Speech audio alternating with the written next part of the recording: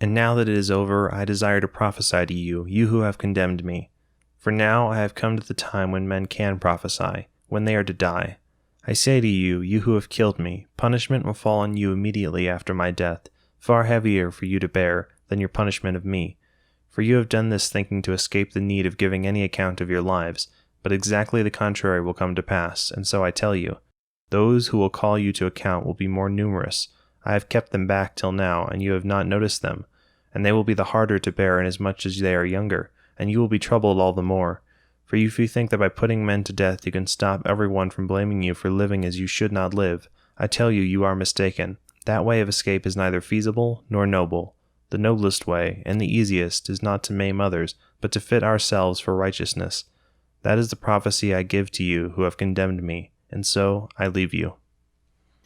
But with those that have acquitted me, I should be glad to talk about this matter until the archons are at leisure and I go to the place where I am to die.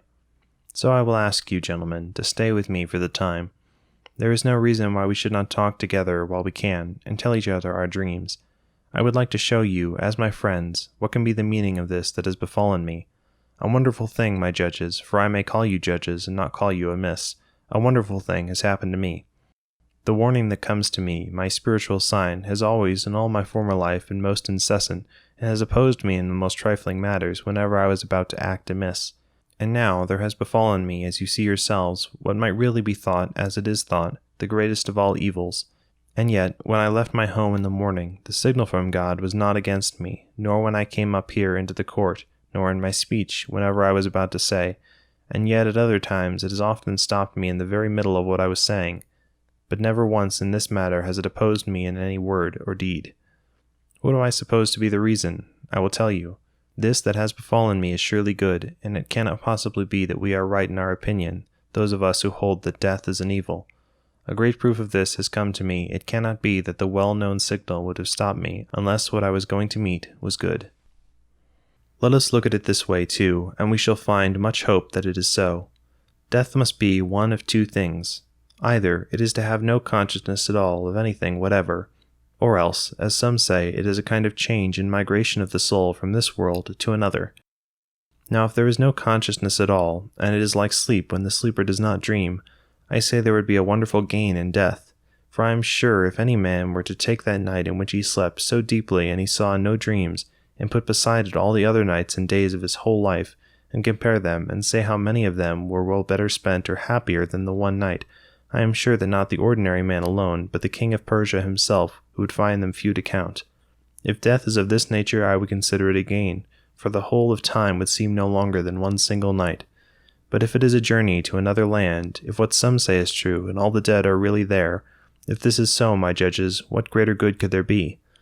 If a man were to go to the house of death, and leave all these self-styled judges to find the true judges there, who, so it is said, give justice to that world, Minos and Rhadamanthus and Aetius and Triptolemus and all the sons of the gods who have done justly in this life, would that journey be ill to take?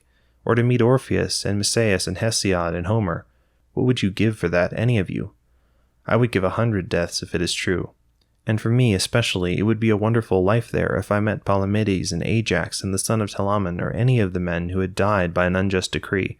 To compare my experiences with theirs would be full of pleasure, surely.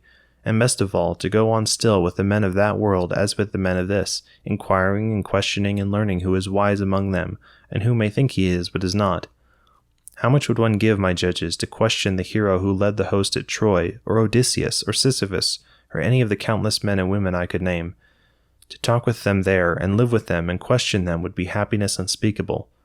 Certainly they will not put one to death for that. They are far happier in all things than we of this world, and they are immortal for evermore. If what some say is true. And you too, my judges, must think of death with hope, and remember that this at least is true, that no evil can come to a good man in life or death, and that he is not forgotten of God. What has come to me now has not come by chance, but it is clear to me that it was better for me to die and be quit of trouble. That is why the signal never came to turn me back, and I cannot say that I am altogether angry with my accusers, and those who have condemned me. Yet it was not with that intention that they condemned me and accused me. They meant to do me harm, and they are to be blamed for that. This much, however, I will ask of them. When my sons come of age, sirs, will you reprove them and trouble them as I troubled you, if you think they care for money or anything else more than righteousness? And if they seem to be something when they are really nothing, reproach them as I reproached you for not seeking what they need, and for thinking they are somewhat when they are worth nothing. And if you do this, we shall have received justice at your hands, my sons and I. But now it is time for me to go, I to death and you to life, and which of us goes to the better state is known to none but God.